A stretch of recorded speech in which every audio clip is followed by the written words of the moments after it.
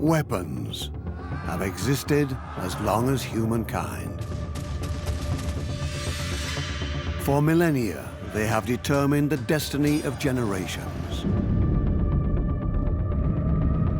Weapons bring suffering and death.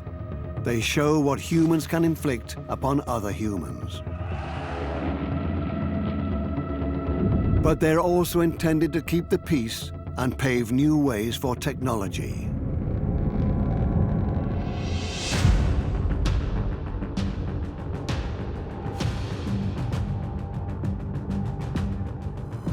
For thousands of years, humans have fought to rule the seas. 3 weapons significantly altered war on water. Using unique experiments, we demonstrate how conflicts play out on the oceans. The torpedo, an insidious and extremely effective weapon. It changed warfare. It allowed the little guy to sink the big guy. Mighty ship cannons rule the sea for centuries. You can imagine the horror of being on the receiving end of 50 of those balls. This sort of war is no picnic. The mysterious Byzantine flamethrower, Greek fire. It's going to set you on fire, it's going to set your ship on fire, it's going to set your siege equipment on fire. Greek fire destroys entire enemy fleets. But how can fire burn on the water? What's the secret to their formula? 677 AD, war over Constantinople. Muslim Arabic invaders lay siege to the Byzantine capital. Ships equipped with catapults blocked the city walls, cutting off all supplies to citizens under attack. The result, a famine.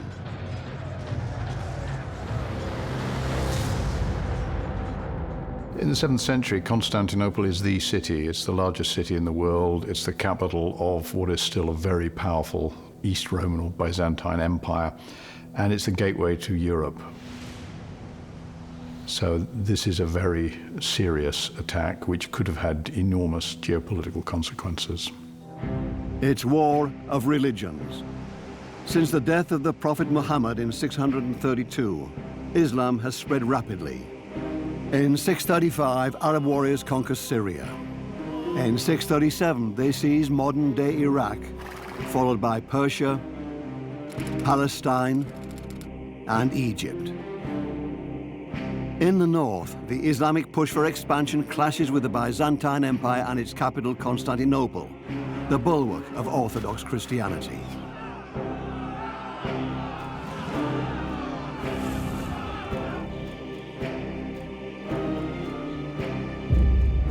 A brilliant inventor named Kallinikos gives the Byzantines hope. No portrait of him exists, but we know that he worked as an architect and probably was from present-day Lebanon. He presents Constantine IV with a new weapon, a mysterious substance that, when ignited, burns bright with a broiling heat. Greek fire. With it, the besieged hope that they can finally break through the Muslim blockade.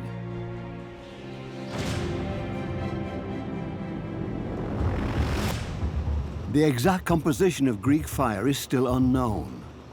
Weapons expert Stephen Bull wants to determine the most probable formula.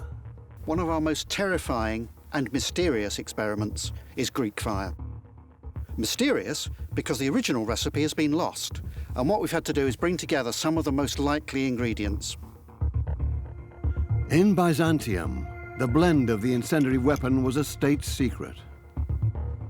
Historical accounts mention amounts of sulfur, caustic lime, saltpeter, and crude oil, which at the time was referred to by its Greek name, naphtha, and extracted directly from the ground at sites in the Middle East. Mankind has consumed crude oil for thousands of years, using it early on for weapons as well. The people of the Stone Age attach arrowheads to their spears using asphalt like bitumen. In ancient times, oil was used to seal boats, and in Babylon, it was allegedly also used for illumination. The great oil boom of modern times begins in the middle of the 19th century with the drilling of the first wells. Initially, its most important use was powering petroleum lamps. As early as the 1910s, experts believed that the oil era was coming to an end. But even larger oil fields were discovered across the globe. And this oil makes a revolutionary new form of transport possible: the automobile. In the early modern era, oil is also the fuel for war machines, for tanks and aeroplanes. Without oil, an army is just scrap metal in the middle of nowhere. The 20th century starts off with the first motorized wars in history. The demand for oil dramatically increases. Enemy oil supplies are deliberately attacked. When you look at history in recent times, it's always the case that whoever controls oil wells and supplies also has all the power and the potential to wage successful modern mobile wars. A world without oil is impossible to imagine.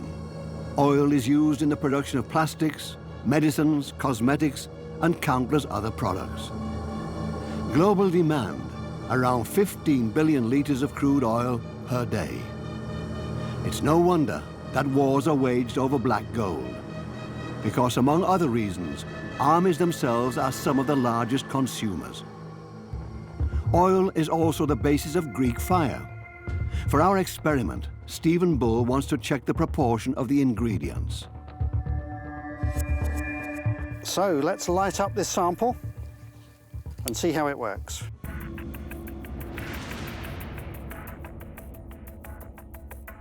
It's burning quite nicely. But is this mixture really the Byzantines' wonder weapon? What happens when it comes into contact with water, like it did off the coast of Constantinople? Obviously, that will be a very foolish thing to do. It seems to make the fire worse. It splutters, fades, and then gets worse again. Since oil is the main ingredient of the fuel, it really blazes, and the ingredients make the whole thing very, very sticky. So that means that once you get it onto an enemy ship or onto a person, it sticks, and then you start to burn, and it's very difficult to get it off. If a ship was attacked with Greek fire, it could not be extinguished with seawater. So what could stop this liquid fire? Finally, something we would recognize from fire buckets: sand. So we're going to give sand a go.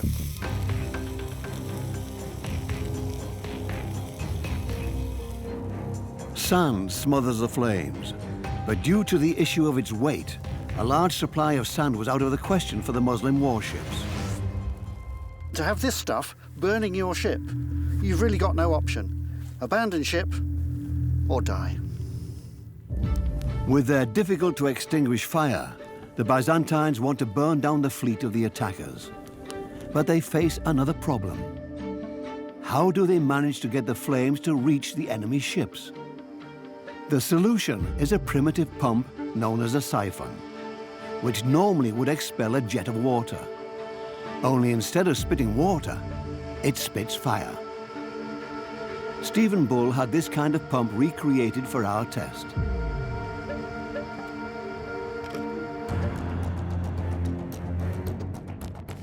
On the backside, it has a container for the flammable liquid. With a double-cylinder pump, the liquid moves through a pipe or hose up to the nozzle. With the help of a fire bowl, the liquid is then ignited.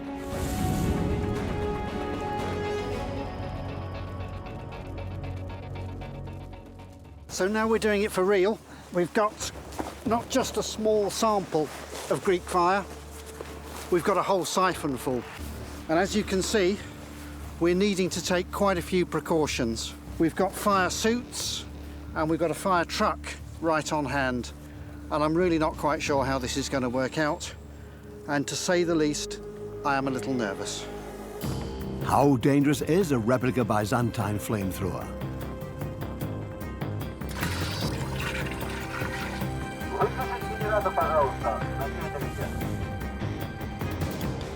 Everybody ready? we're going to go now. We can see that the ignition system is blazing away merrily at the front there, and we're ready to shoot. 2 people are necessary to operate the pump. On one side, air is sucked in. On the other, fire comes out. The fiery jet only ends when the tank is empty.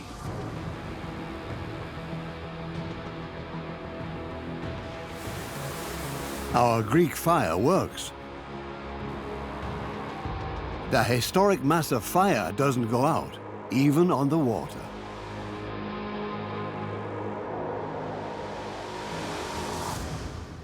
That was pretty spectacular. We were getting a range of about 10 metres, and it takes an awful lot of effort to pump that fire.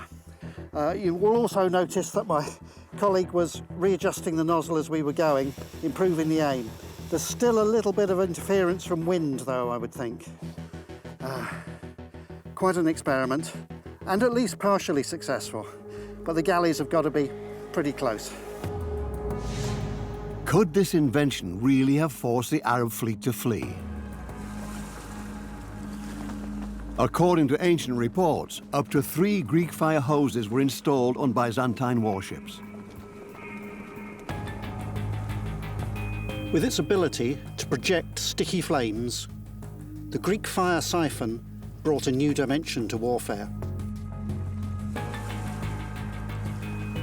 Flame could now be used at sea. It was a terrible shock for the enemy, and the siphon also became a morale weapon. A weapon which would be kept a deadly secret. But how long does it take until a ship goes up in flames?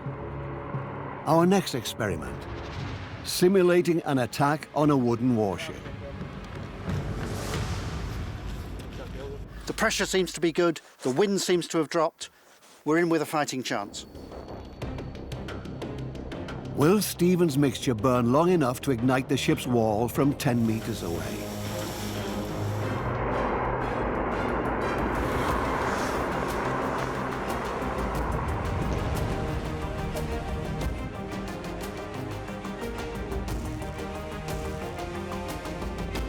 In no time, the ship's wall is ablaze. The burning liquid sticks to the wood. All the crew could do was watch helplessly.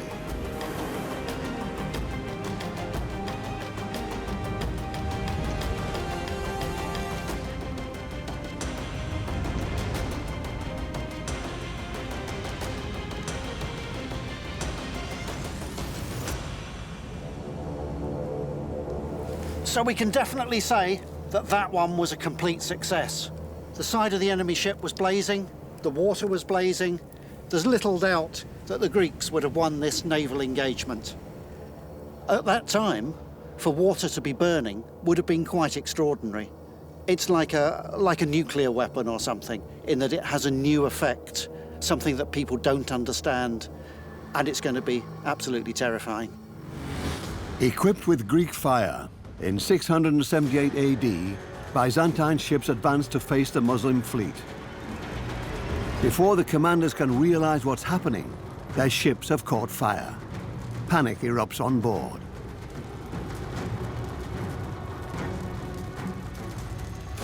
The Arab invaders are forced to flee. Constantinople keeps its independence for the next 750 years. It's almost as if the Byzantines had been forced to the very last extremity and they'd dug out of their catalogue the last ultimate weapon, because the only way to save the city and the whole of their empire was to deploy this weapon, and it worked.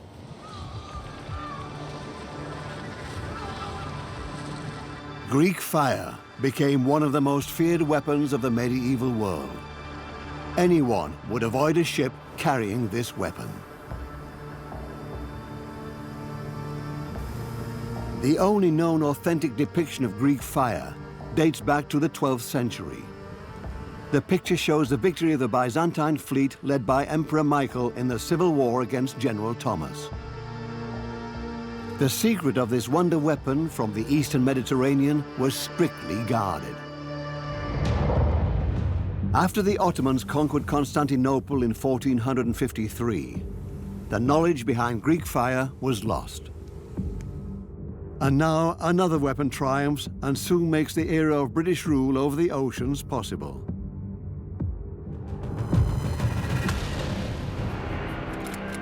August 1588. Several naval battles are underway in the English Channel. On one side, Catholic Spain, ruled by King Philip II, with his armada of 130 ships armed with heavy iron cannons. Philip wants to force England to return to the Catholic faith. Above all, the Spaniards are feared for their ability of capturing ships. The Spanish built big ships. They were relatively high out of the water. The men who commanded the ships in battle were not sailors, but soldiers. So the ships were fought essentially as mobile fighting platforms for soldiers. And the object was to close with the enemy, board and take his ship. On the other side, Protestant England, ruled by Queen Elizabeth I. Their more agile ships are equipped with bronze cannons, which can fire from a greater distance. The English commanders know they must weaken the Spaniards from a distance. In close combat, they wouldn't stand a chance. Today, these kind of battles can be simulated on a computer with authentic ship models. But what effect did a cannonball of the time really have? Stephen Bull wants to find out, how effective were the cannons of the early modern era? A model has been recreated based on historical examples.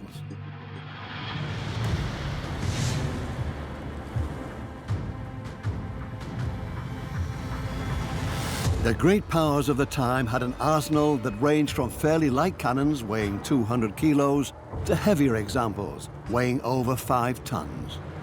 Developing over a period of 500 years, the cannon was a defining technology of the early modern era. Cannon changed both fortifications and ships, and in so doing, helped project European sea power all over the world. In Lutsk, Ukraine, specialists have researched the construction plan of a ship cannon from the late 16th, early 17th century. Pipe length 1.5 meters, with an inner diameter of 10.6 centimeters. What we're going to reconstruct here is a full-blown 9-pounder of the 17th century. Some of the features of our cannon will include a touch hole here and a taper bore, so the powder charge will be at this end of the barrel. What is going to be special about this cannon is that we'll be firing a ball with full charge. And if this works, its effect on a ship target could be spectacular. Unlike 400 years ago, our cannon is not cast but milled. This is done for safety reasons. A faulty casting could cause the cannon to shatter. Only our cannonballs are cast, weighing 4.5 kilos. They cannot explode, just as they couldn't during the time of the Spanish Armada. Explosive grenades were only used later. At a test site, Stephen Bull wants to find out how accurately it can hit a dummy ship from a distance of 100 meters, and how much damage it really does. So this is our magnificent reproduction of a naval gun from the middle of the 17th century. And unlike most reproductions of cannons, this thing can really fire the solid round shot of about 9 pounds. And we're about to find out what this could do to a ship of the period. After 4 weeks, our cannon is ready. The target, the ship's structure 100 meters away. From this distance, can the cannon hit the side of the ship with its first shot? Or at least strike the rigging and the mast? Will the historical replica even work at all? The principle behind cannons and smaller, simpler firearms is actually very similar. You have basically a tube that's closed one end, and you put in black powder, for example, a substance that can explode, and a projectile, and then you ignite the whole thing, which results in an explosion. Due to the sudden expansion in volume, the projectile is shot through the tube very, very quickly, and then keeps on flying in the same direction. So now we're preparing the powder charges, and these are kept in this canister in one sealed bag. In goes the charge. 1.5 kilos of gunpowder is necessary per shot. So here's the solid round shot going down into the barrel.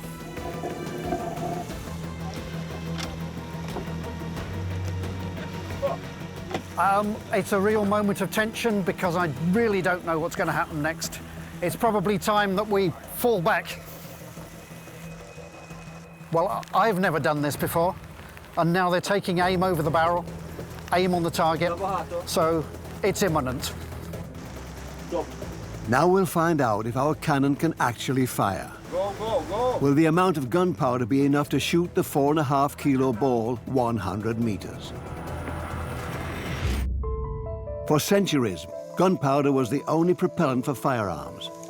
It was most likely invented in China in the 11th century, where it was most commonly used for fireworks as well as cannons. In the 13th century, the first gunpowder recipes were recorded in Europe. And after that, this explosive knowledge quickly spreads across the entire continent. Gunpowder is one of those fairly basic things that gets invented in two separate places. The Chinese invent gunpowder and use it to make rockets and fireworks. The Europeans invent it and use it to make cannon to knock down castles.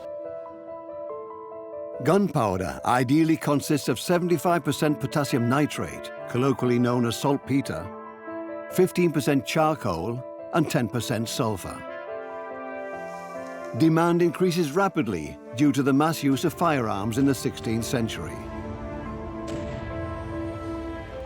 The main ingredient, saltpeter, is so scarce that the profession of saltpeter makers becomes more and more important. Hundreds search on behalf of their respective countries, despised by the locals. Saltpeter is formed when animal and human excrement mix with lime present in soil, occurring frequently under stables or residential buildings. Ja, man muss natürlich immer bedenken. You have to keep in mind that when a saltpeter boiler arrives at a village, there was always the fear that they would somehow snatch part of your house away from you, because it was clear they wanted the material, and I wouldn't welcome someone as a friend if they threatened my own home. But in this case, of course, the authorities also depend on the raw material. At the end of the 19th century, gunpowder for firearms was replaced by the low-smoke option of cellulose nitrate. Today, we use gunpowder primarily as fuel for fireworks.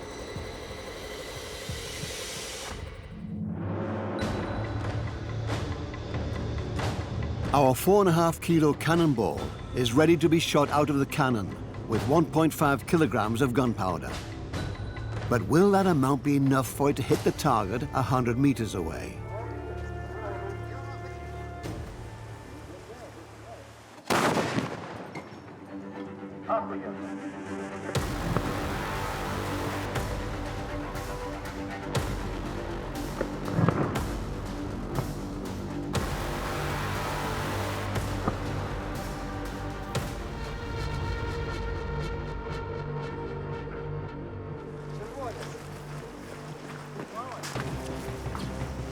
So the gun has recoiled all the way back from the gun port, and if you look at the gun port, it's actually damaged the gun port. And even from this distance, I can see a hole in the lower right-hand portion of the target. I think we've got to go and give that a closer look. 16th century ships have varying wall thicknesses of up to 50 centimeters. Not every shot would have been able to penetrate them. So the first shot is clearly a hit, clean through the target. So one shot may not sink a ship, but you can see it's gone clean through the wood. But even if the ball doesn't damage the crew, then there's going to be plenty of these. Wood splinters flying around inside the vessel, and these can cause horrible injuries. Splitter führen häufig zu scharfen Verletzungen. Shrapnel could cause serious injuries, deep wounds that later could also become infected. Blutgefäße aufreißen. Blood vessels could be ruptured or important organs could be damaged. Wichtige Organe verletzen können. In naval wars, the use of cannons had a powerful psychological effect on ships' crews. You can imagine the horror of being on the receiving end of 50 of those balls and the sort of damage that it can do to a crew when you're at sea, and the primitive sort of medicine that you might be lucky enough to receive. This sort of war is no picnic. For our next experiment, Stephen Bull wants to try a different cannonball. Will it do more damage to the ship? So now we're going to try something different, something potentially more vicious. This is actually what you call a chain shot. It's effectively two half solid shot linked by a chain. And the idea is that the shot will whirl in the air and potentially you can cut things in half, whether this is rigging or a mast or even the human body. This is a really vicious weapon, and as far as I'm aware, it's never been test fired. They were used for close-range attacks against the deck or mast, or even against the crew. Pirates in particular were big fans of this weapon. With the next try, the chain shot is aimed a little higher, right at the rigging. Actually, I'm quite concerned about what's going to happen now. A lot will depend on whether the chain stays in one piece as it leaves the barrel, or will we land up with merely fragments coming from the gun? And will the aim be disturbed by the fact that it is a whirling chain? Okay, we've got to fall back now. Let's make it about 100 yards behind the bank. Let's move. The cannon is charged, the crew ready. Time to fire the chain shot.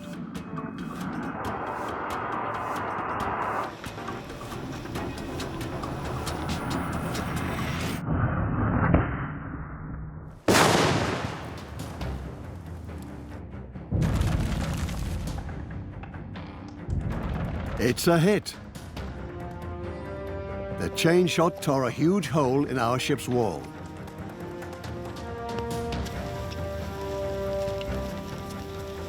This is interesting because the shot was aimed higher but has actually gone in lower, closer to the waterline. And I'm not sure whether the chain has whirled or whether we've got the chain and the shot all going through together in the same spot. But in any case, the hole is far, far bigger than the hole from the solid round. So anything behind this chain shot as it goes through is going to be pretty badly damaged. Both experiments have demonstrated that even just one cannonball could seriously damage a ship. And in historical naval battles, hundreds of these weapons faced off against each other. When the Spanish Armada encounters the English fleet, they have over 100,000 cannonballs on board. So why can't they manage to defeat the English? Their downfall is a result of their range and firing speed. The Spanish cannons are stored on unwieldy racks. In the narrow below-deck area, reloading takes too long.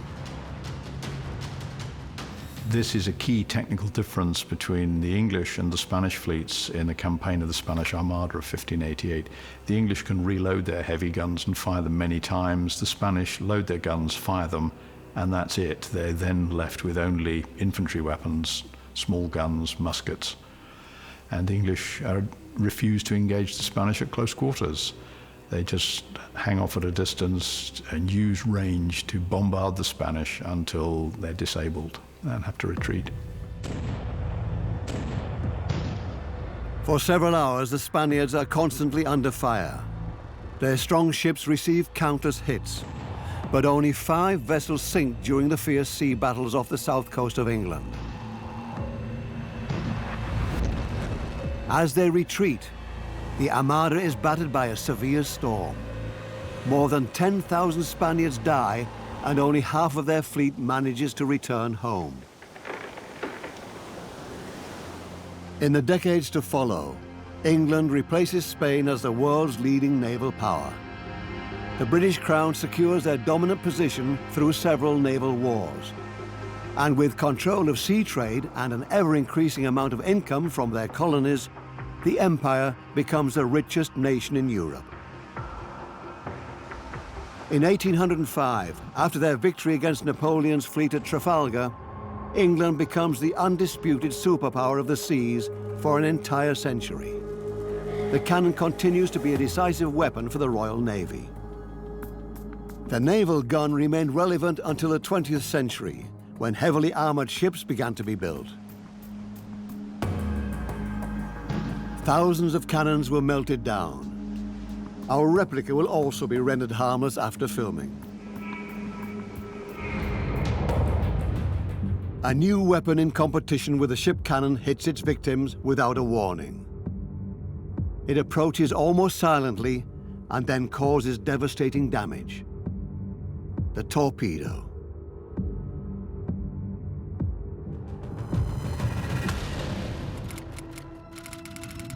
February the 7th, 1945, near Bergen, Norway, Operation Caesar, the most secret submarine mission of World War II. To this day, it is the only known instance of a submarine that was successfully torpedoed by another submarine. The U-864, a long-range submarine of the German Navy, is headed towards Japan. But it's detected along the way. Venturer, a British submarine, tracks the propeller noise of the Germans to calculate the course of the submerged enemy. They fire 4 torpedoes, and one of them is a hit. All 73 crew members aboard the U-864 die. This is the first effective underwater duel in military history. Weapons expert Stephen Bull knows that the development of the torpedo was a lengthy and technologically complicated process. In its first decades, the torpedo is extremely expensive and barely provided any military advantage. The torpedo is one of the most interesting weapons of naval warfare.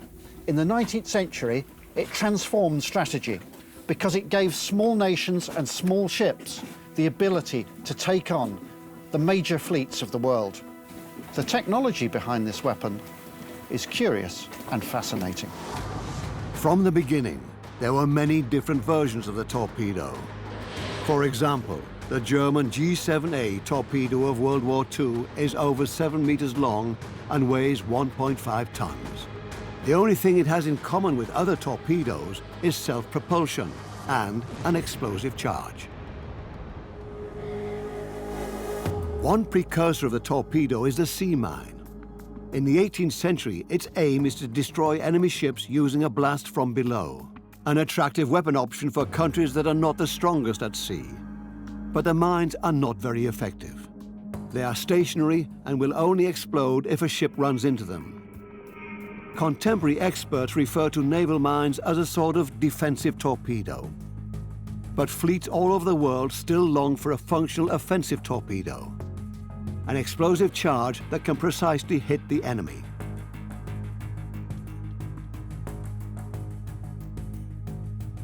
On February the 17th, 1864, during the American Civil War, a so-called spar torpedo was put into use. A rod with an attached explosive device that could be rammed into an enemy ship. During the American Civil War, the mine was also used as an offensive weapon by mounting it on the end of a long pole. The Confederate submersible, the CSS Hundley, which was essentially a man-cranked primitive submarine, 7 men sitting at a crankshaft, turning it rapidly to propel this thing, with a long pole on the front and a mine on the end of the pole, which was detonated by contact. This makes the Confederate vessel the first submarine ever to sink an enemy ship with a torpedo during battle. And after the successful hit, the Hundley itself disappears without trace. The ship wreckage is not found again until 1995, when the mystery is finally solved. The Hundley was too close to its own torpedo. The shockwave of the explosion destroyed the sailors' lungs. The spar torpedo was a technical dead end that killed more than just the enemy.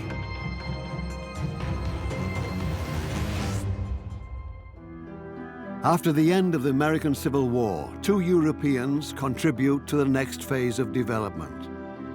British engineer Robert Whitehead and Giovanni Lupis, an officer of the Austro-Hungarian Navy. Together, they equip the torpedo with self-propulsion, using a pressure tank of highly compressed air as an energy source. Now the torpedo should be able to head for its target on its own. It has a range of 300 to 400 meters, traveling at a speed of only 11 kilometers per hour. This early form of the torpedo goes down in history as the Whitehead. Indeed, the torpedo, as we now know it, was known as a Whitehead for the first 25, 30 years, and everybody bought the patent to use the torpedo from Robert Whitehead. It changed warfare. It meant that small vessels could sink the biggest battleships.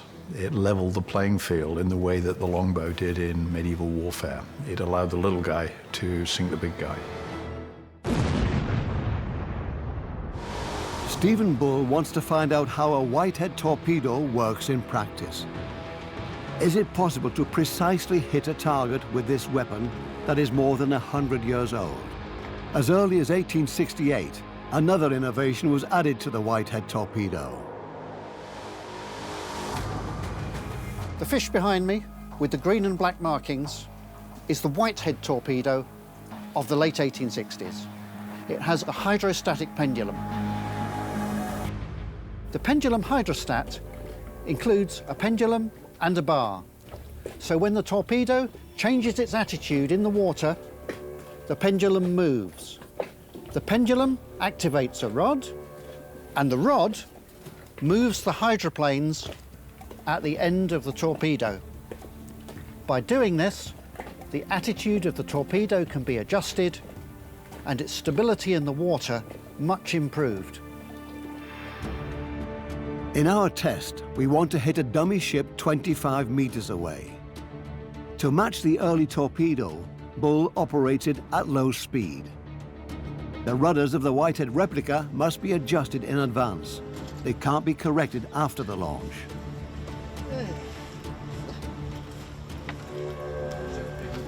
The weather's quite good at the moment, but there's a bit of a current, and it's causing the target to drift and the torpedo to drift, and we're going to try and get the two into alignment. When they're in alignment, we can press the button and the torpedo can run. I think we look ready. Yeah, we look ready. Then we're ready Okay, to we're ready to go? Torpedo run! Will the Whitehead torpedo hit our dummy ship?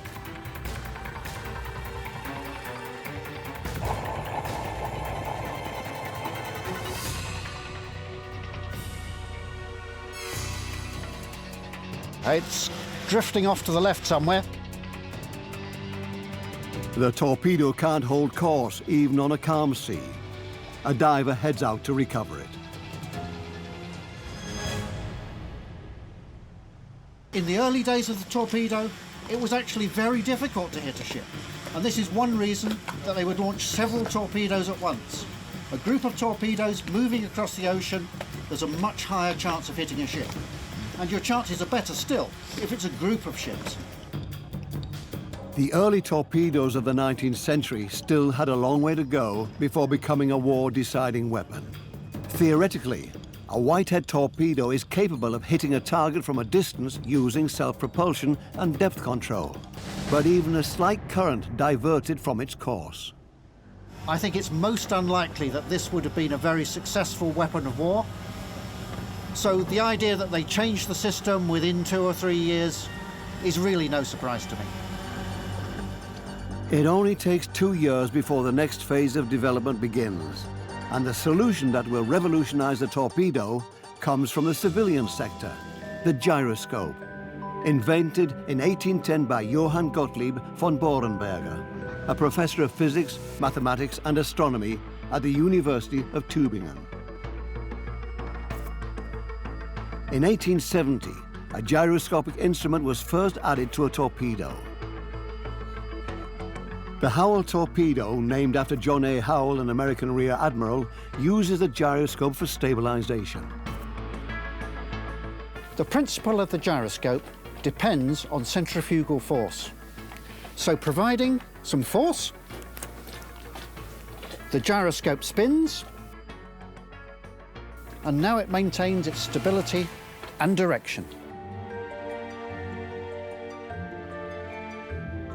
Due to the rotation, an equal force acts outwards at every point on its axis. This keeps the gyroscope stable. In a torpedo, the gyroscope is attached to the rudder via a rod system. When the current pushes the torpedo to the side, the gyroscope automatically corrects the course.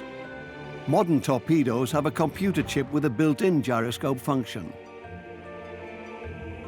Similar technology was used in all sorts of navigational equipment. And even today, an electronic version is still in the smartphone, which knows which way it's facing, however you hold it. Our next test, a gyroscope-controlled torpedo. The silver torpedo, here in front of me, has a gyroscope. So in theory, this torpedo will be much more accurate than the old example. The question is, will this experiment demonstrate the point? So the torpedo's pointed at the target, and we're going to start it off. We're ready to go? Go!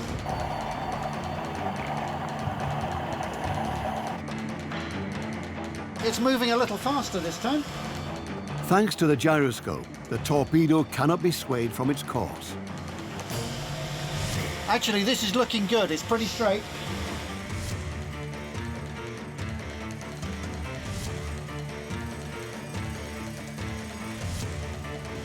Three, two, one. Actually, an excellent shot, even though I say it myself. The decisive stage of development. With the addition of the gyroscope, the torpedo will become a strategically vital weapon over the coming decades. For the first time, submarines equipped with torpedoes are used in large numbers during World War I, particularly by the German Empire. From 1914 to 1918, German submarines sank a total of more than 6,000 ships. One of the countless human tragedies is the sinking of the British Lusitania.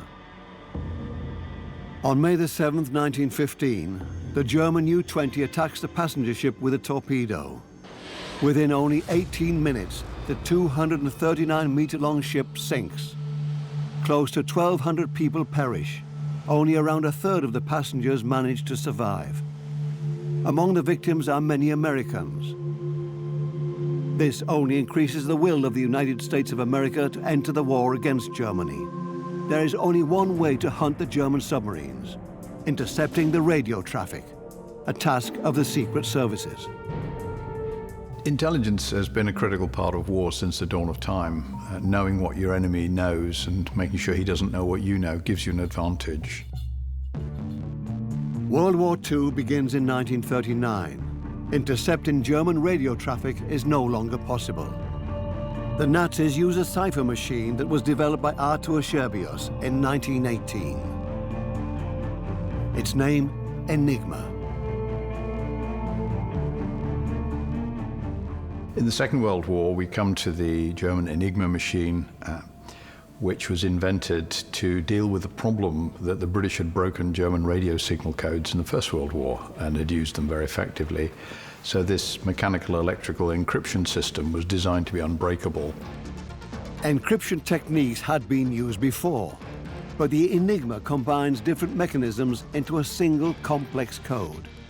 A very simple encryption technique is to just move along in the alphabet so A becomes B and B becomes C. But this is very easy to crack. Enigma had a different method. Every letter was replaced by another letter, but you didn't always move the same number of letters forward.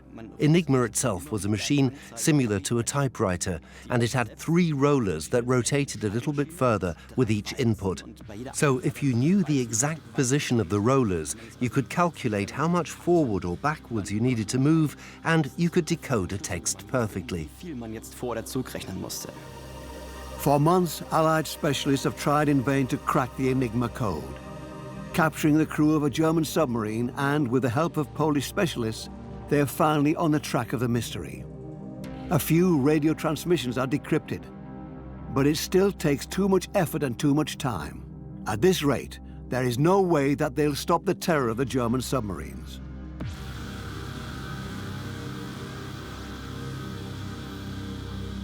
An invention from a reclusive mathematician ultimately turns the tides in the brutal Battle of the Atlantic. Alan Turing develops a highly complex deciphering machine nicknamed the Turing machine. It can crack the daily new Enigma encryptions much faster than any other device, making it a predecessor of the modern computer.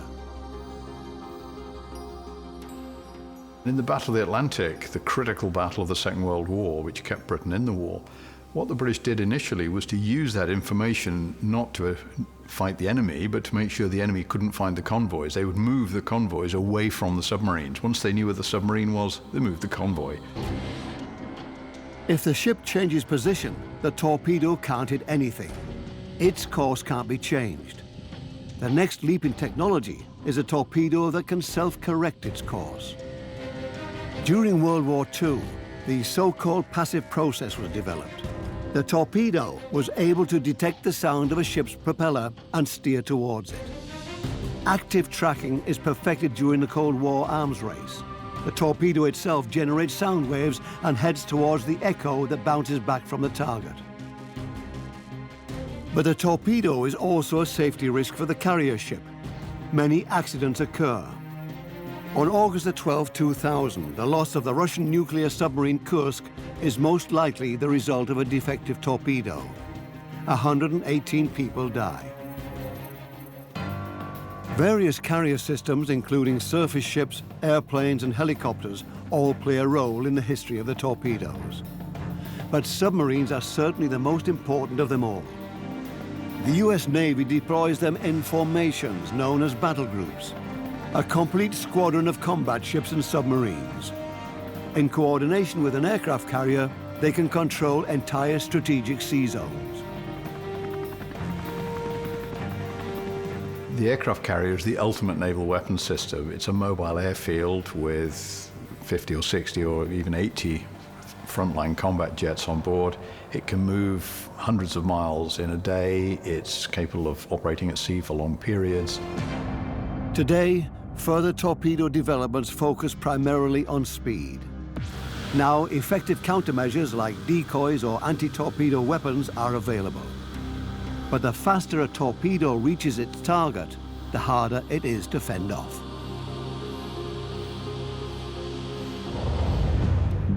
In the future, the navies of the world's superpowers are betting on a completely new technology: supercavitation. With the help of this futuristic technology, torpedoes and potentially even entire submarines will be able to race through the seas at the speed of sound. It utilizes a physics phenomenon. A bubble filled with water vapor almost completely envelops the underwater vessel up to the tip, greatly reducing the flow of resistance. The Russian Navy already has a torpedo with this technology in use, which can achieve a speed of more than 300 kilometers per hour. And so, the race for the most destructive weapon at sea continues.